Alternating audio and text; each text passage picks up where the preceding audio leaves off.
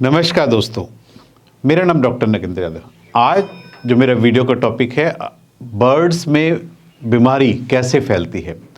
5 ऐसे तरीके हैं जो कि हम बर्ड्स में बीमारी को रोक सकते हैं फैलने से।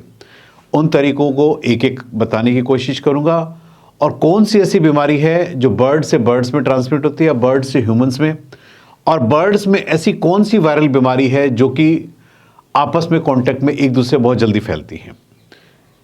देखिए, बर्ड्स टू बर्ड्स ट्रांसमिशन जो होता है, यानी एक पक्षी से दूसरे पक्षी में जो ट्रांसमिशन होता है, इसको बोलते हैं हॉरिजॉन्टल ट्रांसमिशन। और ये जो तरीका होता है बीमारी फैलने का सबसे ज़्यादा होता है यदि आपके पूरे बर्ड्स में एक बर्ड्स बीमार हो गया है और वो बर्ड्स आपने नहीं निकाला है, तो वो 24 घंटे के अंदर अगले पूरे फ्लॉक को जो है धीरे धीरे बीमार करना शुरू कर देता है। तो इस तरह का जो हॉरिजॉन्टल ट्रांसमिशन होता है, इसमें हमें ध्यान रखना चाहिए कि जब भी कोई बर्ड्स बीमार आपको नज़र आता है, पहली ही स्टेज में उस बर्ड्स को तुरंत हटा करके आप सेपरेट कर दीजिए, ताकि जो आपके दूसरे हेल्दी बर्ड्स है उसको आप बचा सके। और उसका सेपरेट करके ट्रीटमेंट भी आपको चालू करना पड़ेगा। बर्ड्स टू ह्यूमन, कुछ बीमारियां ऐसी होती हैं जो कि पक्षी से इंसानों में होती है। ये सबसे खतरनाक होता है। इसको जोनोटिक ट्रांसमिशन बोलते हैं, कि पक्षी से इंसान में बीमारी का ट्रांसफर हो जाना। और इस तरह की बीमारियां बर्ड्स में अक्सर देखी गई हैं। तो जैसे पैरेट फीवर भी एक ऐसा है जिसको हम सिटाइकोसिस भी बोलते हैं। ये बर्ड्स से ह्यूमंस में बहुत जल्दी ट्रांसफ़र हो जाता है। और इसमें जब भी आपका बर्ड्स बीमार होता है और आप ध्यान नहीं देखते होते कि इसको जोनोटिक डिजीज़ भी बोल सकते हैं। इसमें ह्यूमंस में जो है रेस्पिरेटरी, ये कफ जैसे सिम्टम्स या फीवर सिम्टम्स जो है ह्यूमन के अंदर देखने को मिलते हैं। तो इसको जोनोटिक ट्रांसमिशन को रोकने के लिए भी जब यदि आपको लगता है कि आपका बर्ड्स ऐसी बीमारी की चपेट में आ चुका है, तो आपको प्रिकॉशंस ज़्यादा लेनी पड़ेगी। आपको फेस मास्क का प्रयोग करना पड़ेगा, आपको ग्लव्स का प्रयोग करना पड़ेगा। और बर्ड्स को हैंडलिंग करते वक्त आपको जो है पूरा प्रोटोकॉल आपको फॉलो करना पड़ेगा। तीसरा जो ट्रांसमिशन होता है, बीमारी बर्ड से अगली जो जनरेशन में जाती है, यानी हैन मुर्गी से अंडे में गई और अंडे में जो बच्चा निकलेगा ऑटोमेटिक उसमें वो बीमारी आएगी।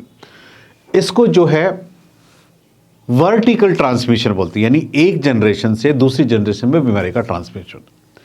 और ये जो बीमारियां होती हैं ये पैराकीट्स में बहुत कॉमन होती है और इन बीमारियों का कोई इलाज नहीं होता। यदि कोई ऐसे बर्ड्स होते हैं वो हमेशा कैरियर के रूप में काम करते हैं, बीमारी फैलाने का काम करते हैं। और इस तरह की जो बीमारी पैराकीट्स में अक्सर देखी गई, तोतों में 2 बीमारियां बहुत ज़्यादा होती हैं। और वो यदि इन्फेक्टेड कोई पेरेंट्स है तो ऐसे पेरेंट्स से कभी भी ब्रीड नहीं लेना चाहिए। और वो जो एडल्ट बर्ड्स होते हैं हमेशा एक कैरियर का काम करते हैं। वो देखने में बिल्कुल ठीक होते हैं, लेकिन यदि आप उनका लेबोरेटरी में टेस्ट कराएंगे वो पॉजिटिव आएंगे। ऐसे बर्ड्स को कोशिश करनी चाहिए कि ब्रीडिंग ना कराएं, ताकि उस इन्फेक्शन को और ज़्यादा ना फैलाएं। हम बर्ड्स को सेपरेट करके आप रखिए, उनको किसी बर्ड्स के साथ मिक्सअप मत कीजिए। ऐसी एक बीमारी है प्रोवेंटिकुलर डायलेशन डिजीज़। ये जो है इसको मकाऊ वेस्टिंग डिजीज़ भी बोलती है, यानी ये मकाऊ पैरेट्स होता है उसके अंदर ये बीमारी बहुत ज़्यादा कॉमन होती है। इसमें क्या होता है, जो मेन होता है बर्ड्स का नर्वस सिस्टम अफेक्टेड होता है। यानी बर्ड्स का अपने आप पे ही कोई कंट्रोल, आप देखेंगे कि आपको उसमें कोई कंट्रोल नहीं होगा। मैकाऊ वेस्टिंग डिजीज़ ये जो है आपके अफ्रीकन ग्रे पैरेट्स में भी आपको देखने को मिलेगी, मैकाऊ के अंदर देखने को मिलेगी। काकाटू, अमेजन्स और कन्यूर्स, इन तीनों ब्रीड्स में जो है ये ब्रीड्स बहुत कॉमन होती है। और ये वायरल इन्फेक्शन आप इसमें बर्ड्स का बोल सकते हैं। एवियन बोर्ना वायरस जो है इसका पॉजिटिव एजेंट होता है, जिसकी वजह से बीमारी होती है। और वायरल डिजीज जो हमेशा होती है प्रिवेंटिव होती है, मतलब प्रिवेंशन के तौर पर यदि अपने बर्ड्स में आपने प्रिकॉशंस ले रखी है तो अपने बर्ड्स को बचा सकते हैं। वायरल डिजीज़ का होने के बाद सिम्टोमेटिक केवल ट्रीटमेंट चलता है, क्योरेबल नहीं होती हैं। 90% तो क्योरेबल नहीं होती है, लेकिन आपका बर्ड सर्वाइव कर जाता है उसमें। लेकिन आपको ये भी ध्यान रखना है कि कई आपका बर्ड सर्वाइव करने के बाद कैरियर का काम करना ना शुरू कर दे, बीमारी फैलाने का काम ना शुरू कर दे, वो स्टेज सबसे ज़्यादा खतरनाक होती है। इसमें जो मेन सिम्टम्स होता है मैकाऊ वेस्टिंग डिजीज में, क्योंकि नर्वस सिस्टम से आपका बर्ड्स खाना खाएगा, खाना लेने के बाद अंदर ले जाएगा, उसको फिर बाहर निकालेगा। यानी आप जब भी बर्ड्स का मुंह देखेंगे वो खाने की जुगाली करता रहेगा, रीगर्जिटेट, यानी खाने को अंदर बाहर करता रहेगा। उसको पता ही नहीं होता कि खाना अंदर चला गया, बाहर वापस आ गया। उसका अपने ब्रेन के ऊपर कोई कंट्रोल नहीं होता है। इसमें आप देखेंगे कि बर्ड्स की बीट के अंदर जो सीड्स होते हैं, जो भी उसने दाना खाया, ऐसा सच बिना पचा वो निकल जाता है। और इसमें पक्षी का जो वजन आप देखेंगे day by day gradually decrease होना शुरू हो जाता है। ये एक न्यूरोलॉजिकल सिम्टम्स है, मतलब नर्वस डिजीज आपको बोल सकते हैं। इसमें आपको बर्ड्स में धीरे धीरे जैसे जैसे डिजीज पुरानी होती जाएगी, नर्वाइन साइंस जो है धीरे धीरे इंक्रीज होते चले जाएंगे। आपको उसकी गर्दन का टॉर्शन आप देखने को मिल सकता है बर्ड्स में, और बॉडी का बैलेंस नहीं रहेगा, या कई बार क्या है एक पैर काम करना बंद कर देगा, यानी धीरे धीरे उसकी जो बॉडी है पूरी अफेक्टेड होनी शुरू होती है, क्योंकि उसका अपना कोई कंट्रोल नहीं होता बॉडी पे।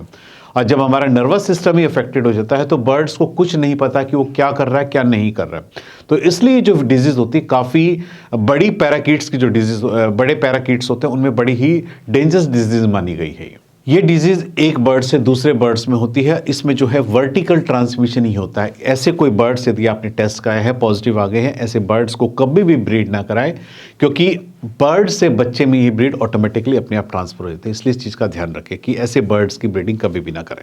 अगली जो ब्रीड्स के अंदर तोते की जो ब्रीड्स में बीमारी होती है, सिटक इन बीक एंड फेदर डिजीज। देखिए सिटाकोसिस बर्ड जो है पैराकीट से रिलेटेड है, यानी इसमें पैराकीट्स वाली जितनी भी स्पीसीज है वो मोस्टली इस डिजीज से सब अफेक्टेड होती है। ये जो है सिरको वायरस एक वायरस होता है, उसके द्वारा ये डिजीज फैलती है।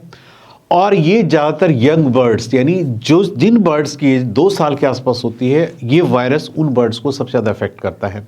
एडल्ट कोई कभी भी वायरस अफेक्ट नहीं करेगा। सिरको वायरस केवल जो यंग बर्ड्स होते हैं, यदि 2 साल का कोई बर्ड्स है और उसमें इस तरह के कोई आपको जो मैं सिम्टम्स बताऊंगा आप उसको नोटिस करते हो, तो आप इसका लेबोरेटरी में टेस्ट करा के करके आप अपने बर्ड्स का कंफर्म कर सकते हो कि आपका birds psittacine beak and feather disease की चपेट में आ चुका है। उसको सेपरेट करके उसको आइसोलेशन की ज़रूरत है।